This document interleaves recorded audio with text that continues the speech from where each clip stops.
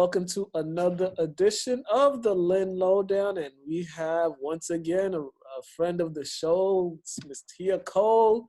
You might hear some music in the background, but that's all right. How you doing, Tia? I'm good. It might be more like singing from a kindergartner. It's going to be great, I promise. All right. So we're here to talk about Lynn Main Streets. I believe you guys have something going on. But first, let's get a little, let's dive into Lynn Main Streets. You guys have been doing so much the past several months as far as promoting restaurants. You got some murals going on. Just tell me about everything that's been happening with Lynn Main Streets the past couple months. Sure.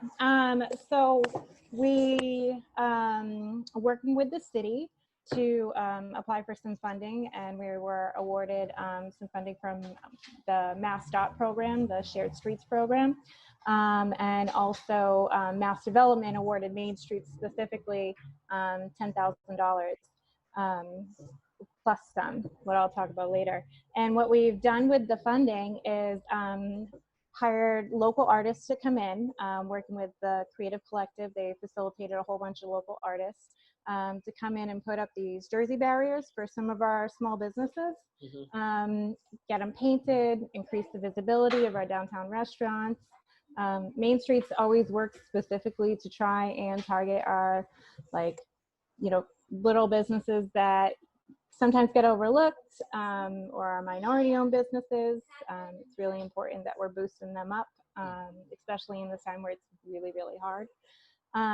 So yeah, the city was awarded some funding, and we've been working closely with our new city planner, Aaron, to implement everything. And it was kind of late in the season, so we got a few restaurants up, but we're hoping that next year that this was such a success that we can do it for a ton more restaurants. And even, I'd love to see some retail or something out there on the streets, utilizing that open space and that open market feel that you get. Go ahead. Talk about the funds that you receive. Tell me what those funds are going to go into. So they were for buying a lot of utilitarian equipment, things like jersey barriers. We've been fighting to get patio heaters so that we can try and keep these patios warmer for the restaurants, and that's been really tough to get because there was literally a run on the market. So we're hoping that we have some of those come in the next couple weeks. And also for our creative reopenings, we're able to pay for things like planters, hiring a landscape person. We have a great local landscaper, Joy Campbell. She's a great community staple. You may have seen her at your polling places recently, but she's awesome, and a great partner to a Main Streets because she loves to go downtown and just beautify it. So you may have seen some planters down in front of Boba Tea that now have brand new plants in them, and around that City Hall Square sign. We did a little refresh over by, well, it used to be where, sorry, it's loud. Downtown, there's like an island with some flower bins, and we've updated those. And there's going to be some painting on with chalk, some chalk paints in front of Boba Tea at our streetery. And that's a cool little spot where you can grab a boba tea. It's only like one party allowed in at a time, so they always have a line out the door. So we set it up so that there's tables and benches, so you don't have to stand there and wait, or you can at least come out and sit down and enjoy your tea or whatever you have. And towards the painting. I mean, the painting of the barriers. The cool thing about that is you got to paint them for safety's sake. They have to be there and visible so people don't hit them, because there are people eating inside of these, spaces. So instead of, just painting them like yellow, we had the local artists come in. I have a really cool story I want to share. Hang on. So there's this local artist, right?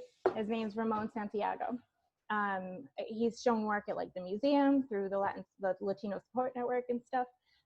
We had him come and paint the barriers at Antojitos, the ones right across from you guys on Union Street. And we all sat down and had dinner and kind of did a celebration, used the patio for the first time.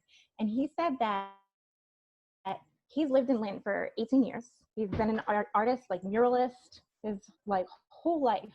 He had never done a piece of public art in the city of Lynn before. He was never invited to do art. So it was really, really cool to kind of break down that barrier, make that connection. I'll be honest, I was the only one at the table that couldn't speak Spanish. So like, that was definitely a part of it. I was very thankful for like, you know, Ramon brought his daughter so she could help translate, and I'm trying to pick up words. So it was really cool to just break down that barrier, get a local artist who just took so much pride in what he did, and facilitate something that's not even just helping him pay an artist, but also helping the business, you know, get more attention and more business. And I understand, did you all have the kids at Raw participate in the painting as well? We did. Can you talk about that a little bit? So yeah, so that was at One Mighty Mill.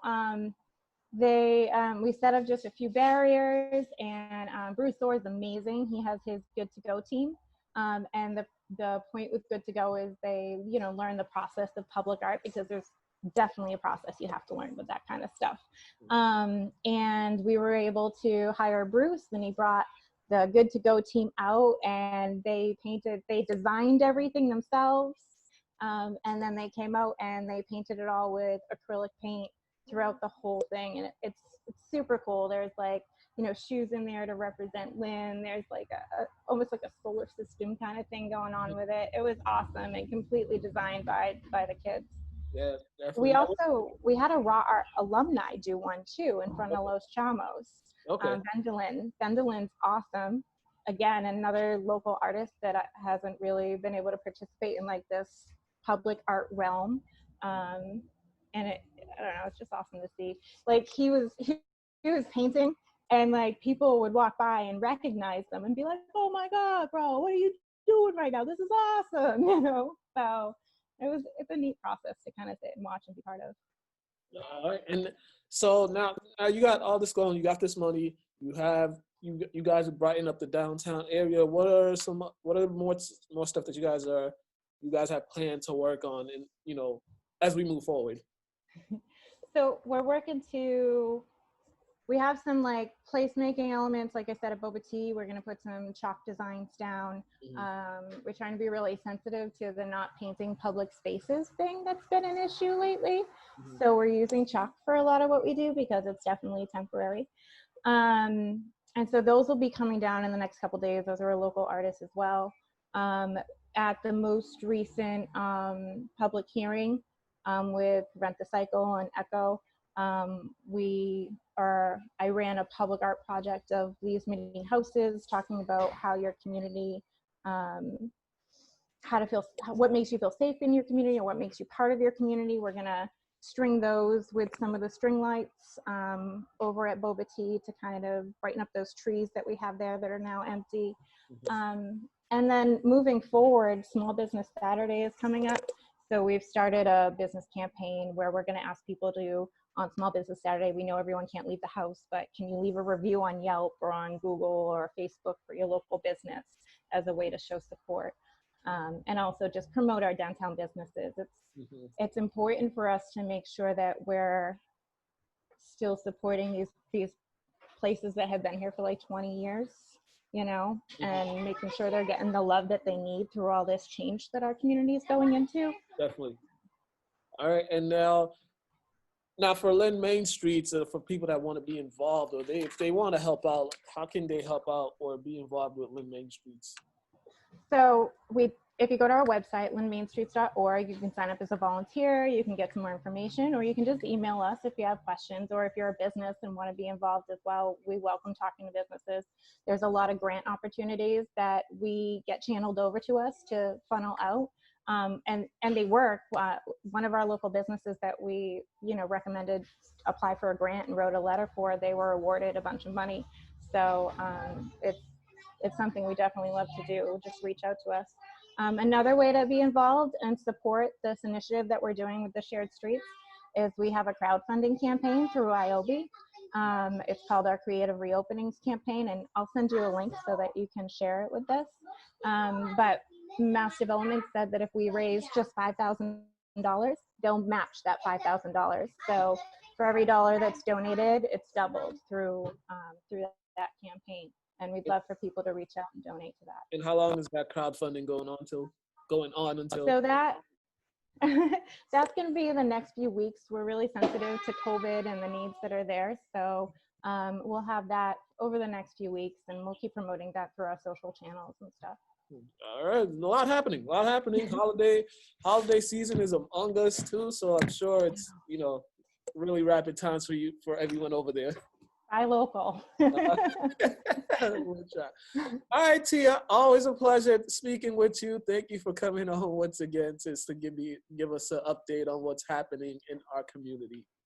Always. Thanks for having me. Have a good day. Not a problem. You guys, this has been the Lynn Lowdown, Tia Cole. Oh yeah, make sure to go add her on Facebook or social media, Instagram, all that. Go follow her. She does great work. Make sure you go follow her, please. All right. Have a great day, ladies and gentlemen.